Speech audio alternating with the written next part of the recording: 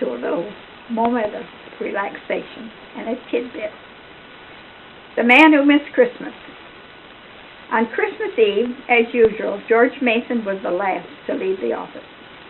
He stood for a moment at the window, watching the hurrying crowds below, the strings of colored Christmas lights, the fat Santa Clauses on the street corners. He was a slender man in his late 30s, this George Mason. Not conspicuously successful or brilliant, but a good executive. He ran his office efficiently and well.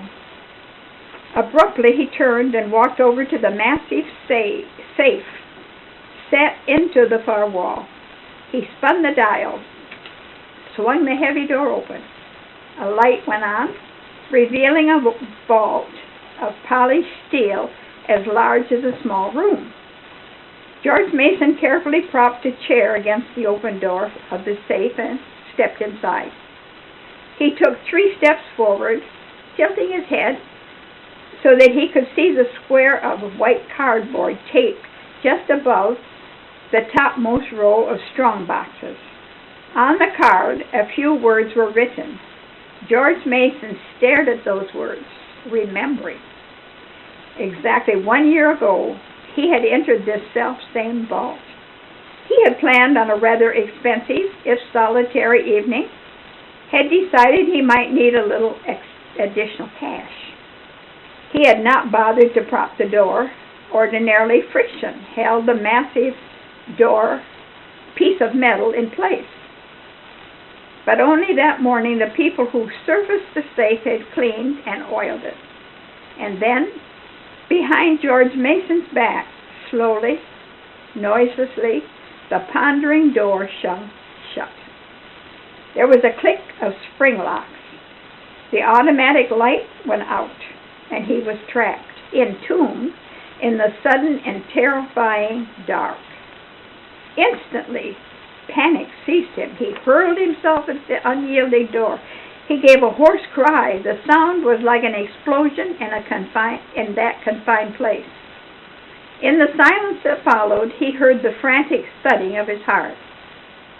Through his mind flashed all the stories he had heard of men found suffocated in time vaults.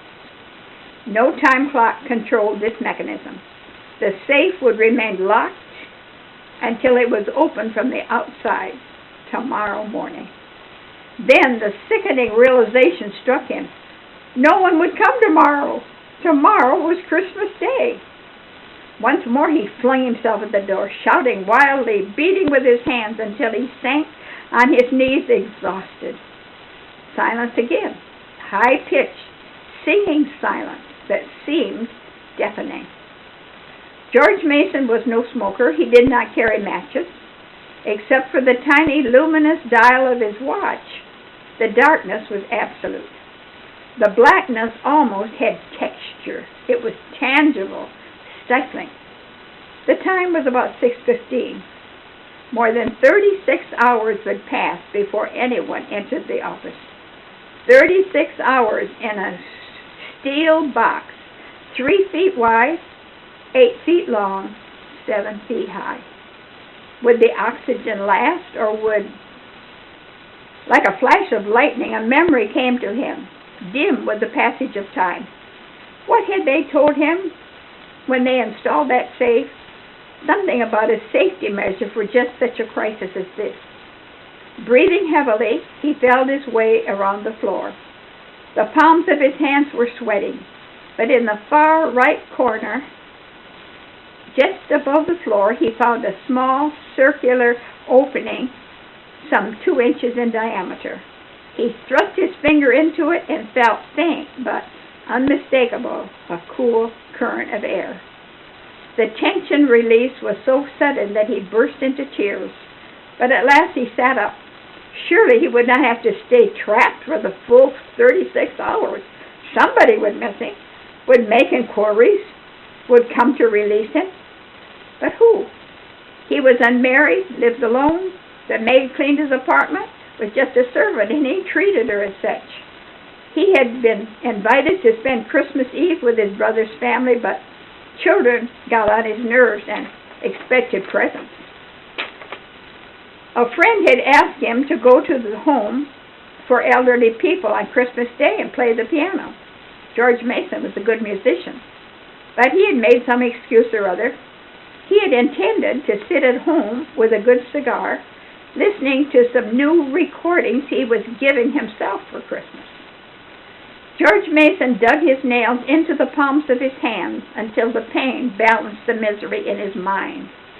He had thrown away his chances. Nobody would come and let him out. Nobody.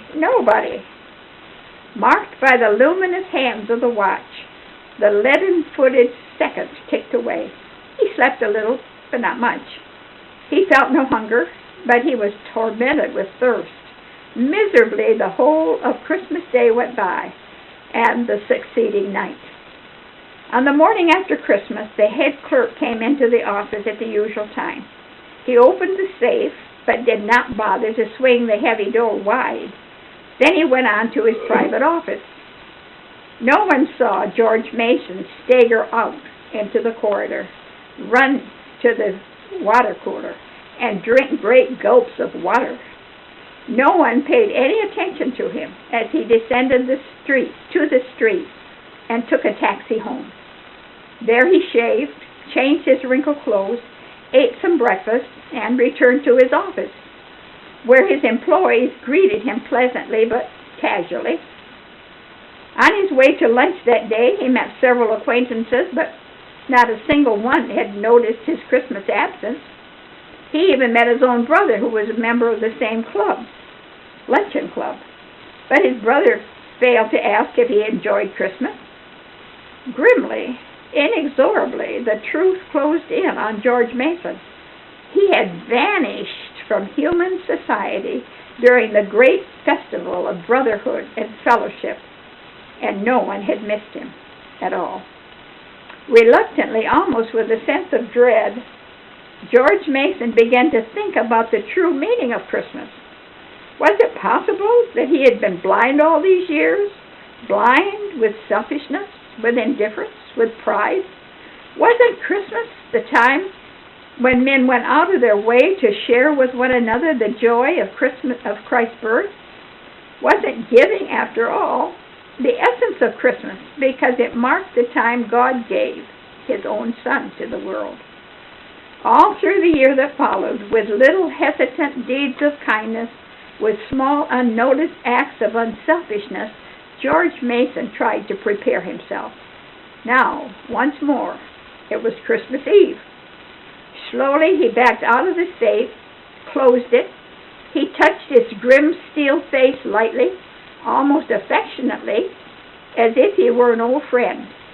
He picked up his hat and coat and certain bundles. Then he left the office and descended to the busy street. There he goes now, in his black overcoat and hat, the same George Mason as a year ago. Or is it? He walks a few blocks, then flags a taxi, anxious not to be late. His nephews are expecting him to help them trim the tree. Afterwards, he is taking his brother and his sister-in-law to a Christmas play. Why is he so inexpressibly happy? Why does this jostling against others, laden as he is with bundles, exhilarate and delight him? Perhaps the card has something to do with it. The card taped inside the office safe last New Year's Day. On the card is written, in George Mason's own hand, to love people is to be indispensable somewhere. That is the purpose of life. To love people, to be indispensable somewhere. That is the secret of happiness. God bless you.